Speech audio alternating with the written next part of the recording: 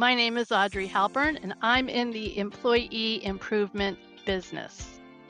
Maya Angelou once said, I've written 11 books, and each time I think, uh-oh, they're going to find me out now. I've run a game on everyone. They're going to find me out. Imposter syndrome is real, and I'm here to help you address imposter syndrome.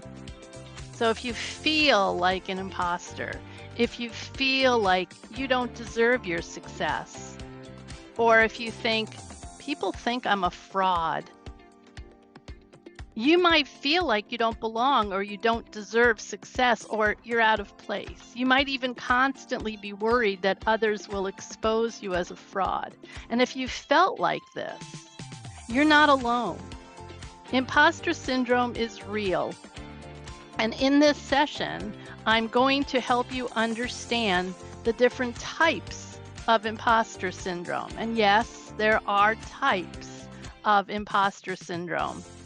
So you'll learn and understand which type you are, and you'll learn to flip the script on some of those negative beliefs and come away with some practical knowledge to take action, to overcome those feelings of imposter syndrome. I'm excited to work with you on this particular topic, and I'm excited to see you there.